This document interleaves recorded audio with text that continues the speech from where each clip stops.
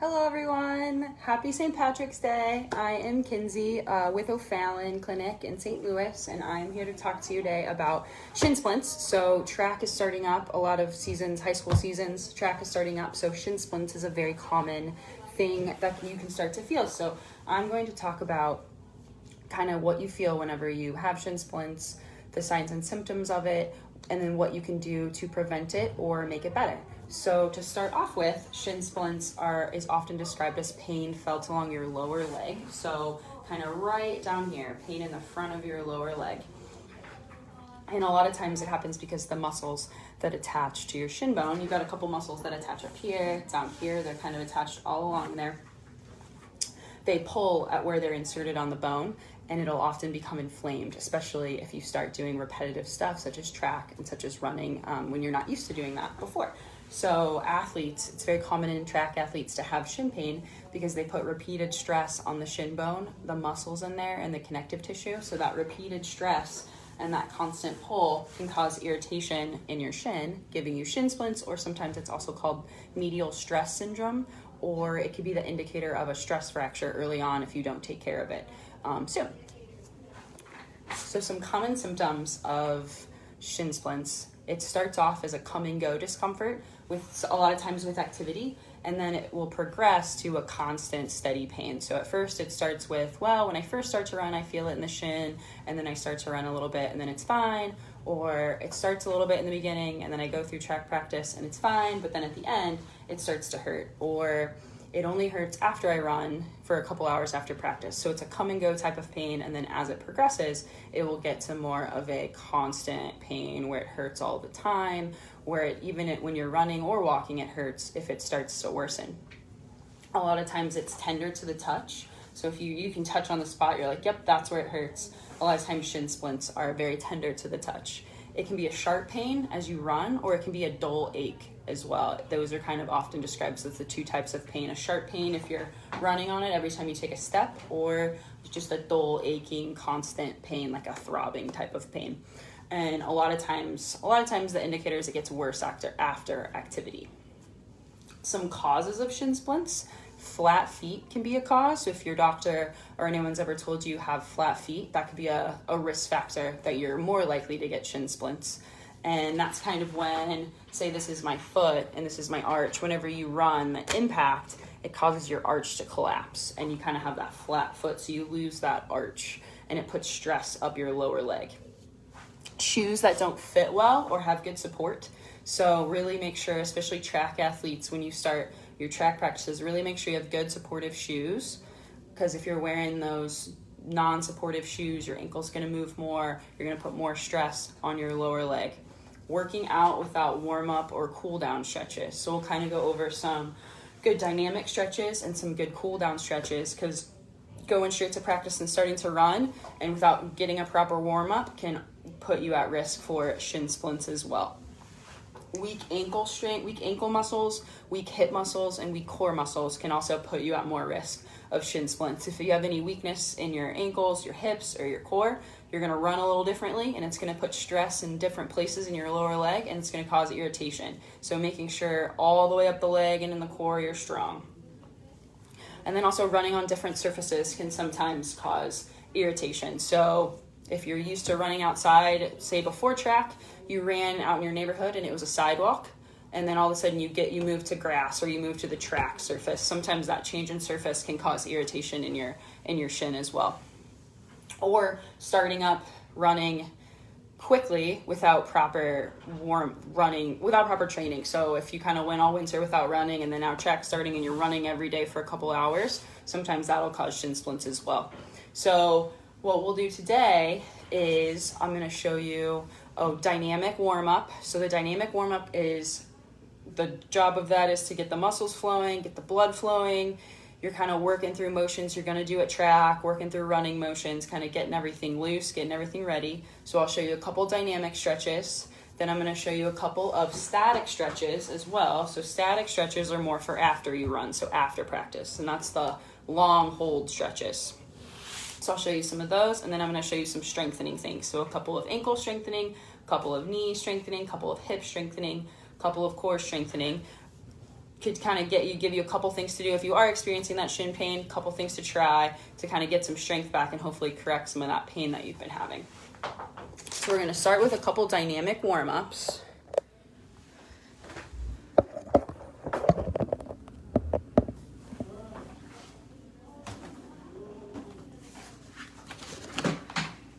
So a couple things, and you might do this at track practice, or you kind of might do this on your own, but a couple of main ones you can do.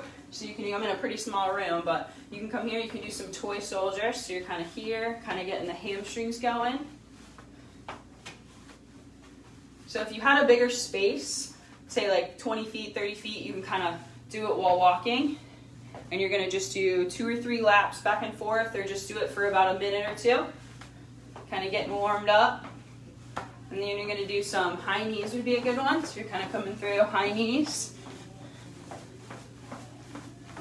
Another good one is gonna be butt kicks. So you're kind of bringing it, you could either do, if you're not kind of to the impact stage yet, you can kind of do a standing butt kick, or you can do a running butt kick.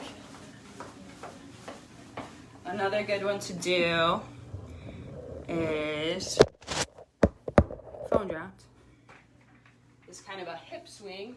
So you're kind of here, and you're kind of letting your hips swing back and forth. Nice and easy.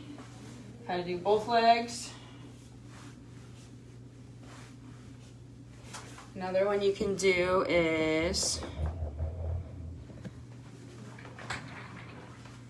you can do kind of open the gate and close the gate. So you can do one at a time. So you're here. And you can also come back around. Closing the gate is a good one.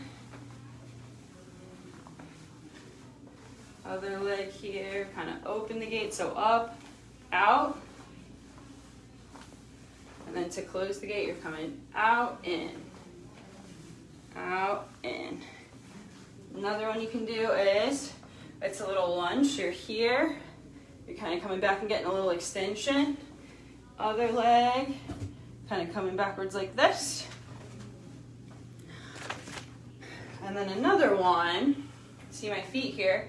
So you're here, you're kind of walking. You're going to bring your toe up. So your heel's on the ground, your toes pointing up, and you're kind of leaning forward. So you'll feel it in the calf and a little in the hamstring. And then you kind of take a couple steps to the other leg. Hold a couple seconds. Here. Down. So that's a good hamstring calf stretch.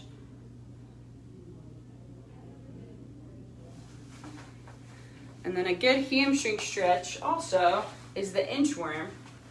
So you can kind of here, you're walking down, and then you're walking up and getting that hamstring stretch. And then walking down, and then walking up. So those are a couple of dynamic strengthening. So by no means is that all of the dynamic strengthening you can do, but that's a good dynamic stretch routine that you can kind of do before you start to run or before you start to train to kind of get the muscles warmed up so you're not running cold, because that's going to cause some injury if you just go out and start running without a proper dynamic warm-up.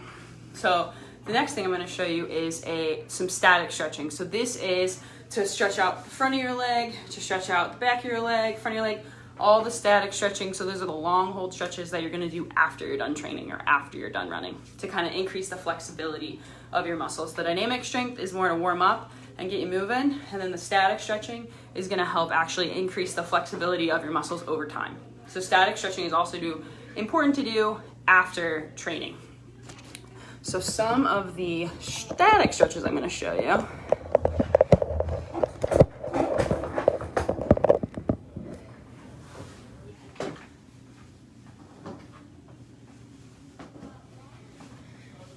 All right, so the first one, you can do this on the floor or on a table if you have a table. So you're going to put one foot up front and one foot behind. You're going to have your foot down on the table. And you're going to come forward. And you're going to lean forward. So you're kind of stretching your ankle here, getting some dorsiflexion, getting some this motion. You're also going to feel a little stretch in your hip flexor on your right side when you come this way as well. Kind of coming forward. And these stretches you're going to hold 30 seconds. You do about 3 to 5 of them. And then same thing on this side. You can do both sides. So you come up on this side. So your legs here about 90-90. and you're gonna lean forward. And the key is you don't wanna lean forward your whole body. So you wanna stay upright. You're just kind of leaning forward. And again, you're gonna hold it for 30 seconds, about 3 to 5 times. Another stretch we're gonna do, and you can do this sitting in a chair. It's gonna kind of stretch your tibialis anterior here. So you're gonna stretch right here. So you're gonna have your foot here. You're gonna pull it down. You're gonna pull it kind of towards you.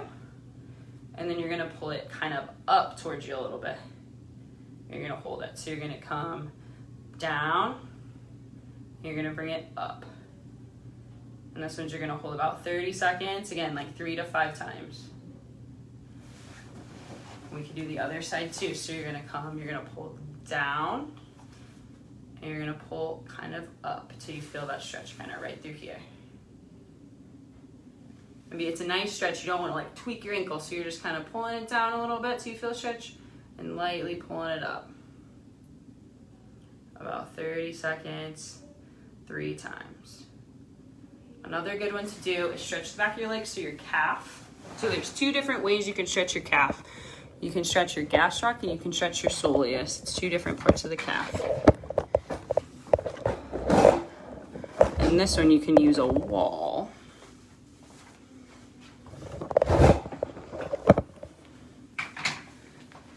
So you can put your, I'm gonna put you a little lower so you can see my feet here. So you can put your foot kind of up against the wall, and you can kind of keep your legs straight and lean forward, and that's you're gonna feel the stretch right here.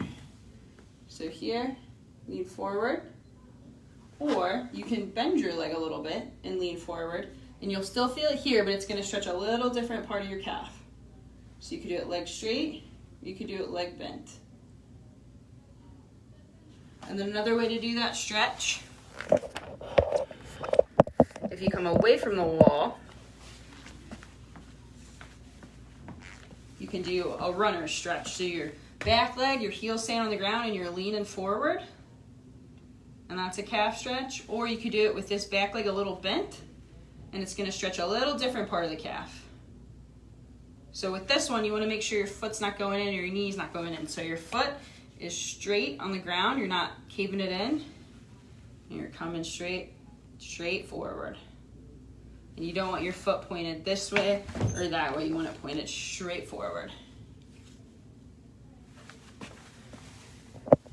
So those are some static stretches that you can do to kind of stretch out the calf, stretch out the front of your leg, stretch out the hip flexors a little bit. So now we're gonna go over a couple of strengthening things. So we're gonna go over some ankle strengthening, some hip strengthening, and some core strengthening.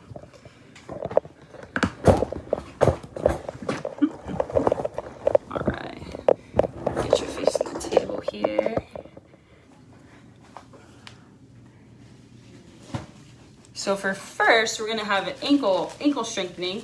So you can have 2 ways you can do this. You can have a circle band like this, or you can have one with a loop and a long end. So kind of one that you can hold your ankle, put your ankle here, and you can hold it like this. 3, 4.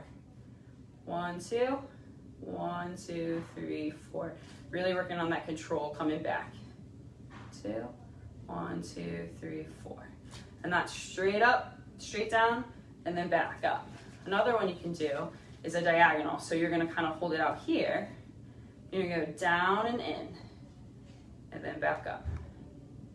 Down and in, back up. Working a little different part of your shin muscle. Another one you can do, you can kind of wrap it around your other foot here. And you're gonna come up and in a little bit. So here, you're gonna come up and in.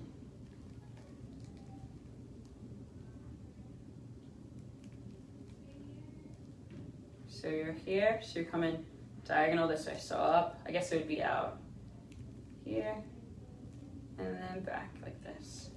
Down, and then back up. And you're using your other foot to stabilize that ankle. And this is kind of working right here. Another way you can do that is standing. You could do some calf raises. So for this one, we can start on the ground. So at first you can do normal. There's a couple different progressions. So you could do normal calf raises like this. Once those get easy, you can do single leg. And the importance is kind of the same as the ankle. So you're gonna go up 1, 2, and then down slowly. So up 1, 2, 1, 2, 3, 4. Up 1, 2, 1, 2, 3, 4. If that is too difficult, you can always do a bridge. You can go up with 2, down with 1. Up with 2, down with 1. Another way to make that difficult is you can get a foam pad or a pillow, and you can kind of do double leg calf raises with a little uneven surface. You could do single leg, or you could do up, 2, down 1. Up 2, down 1. Another exercise for your ankle stability you can do is balance. So you can start on the floor, see how it is. So you're here, you're gonna have your other leg up like this, 90-90, and you're gonna try to balance, single leg. And then if you're looking down here at the foot, you really wanna make sure as you're here that it's not going in and out. So you're trying to control it and not let it move side to side. Once that's easy, you can grab foam or a pillow, make it a little harder. So here, leg's still here, and you're trying to control it, not letting your ankle move side to side. Really preventing that collapse in, so you don't want that arch to collapse in.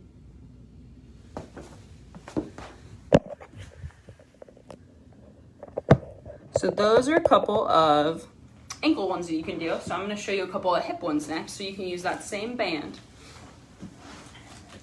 You're gonna put it above here, around your knees.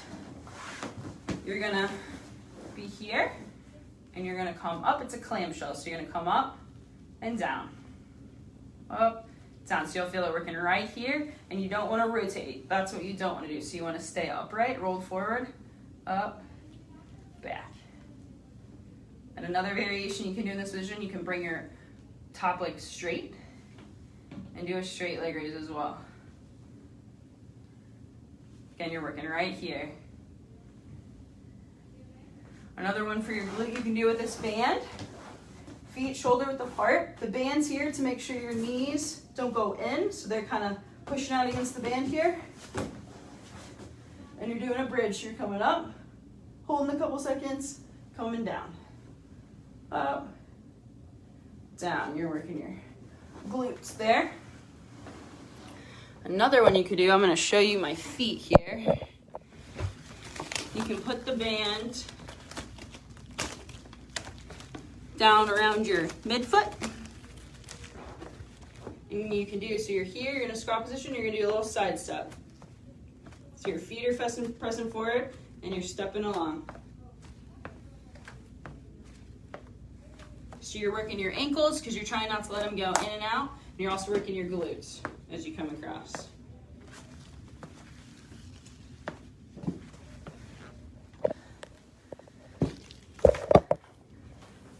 Another one you can do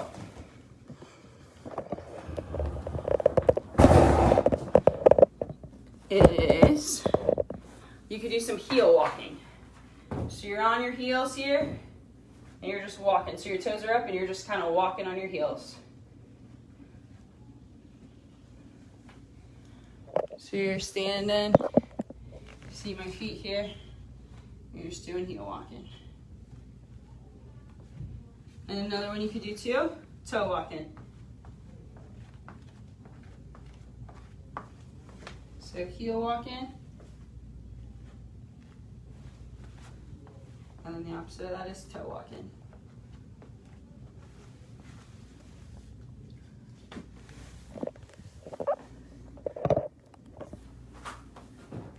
So those are just a couple of things you can do for your ankle, a couple of things you can do for your glute, a couple of things you can do for your core to kind of get you more balanced.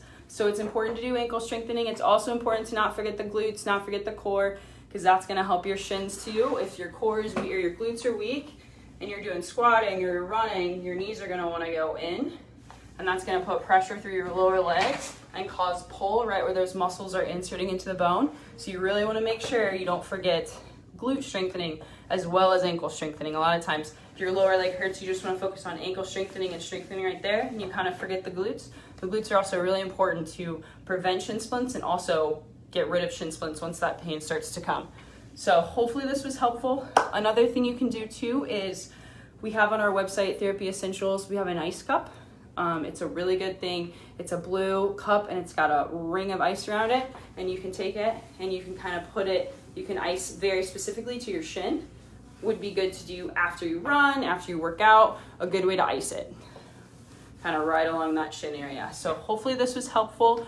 All these exercises, all these stretches, kind of telling you what to look for, what the starting symptoms are of shin splints. It's always good to catch it early. So if you start to have that pain, don't try to just run through it. Kind of start to do some of the preventative stuff and some of the corrective stuff before it gets bad.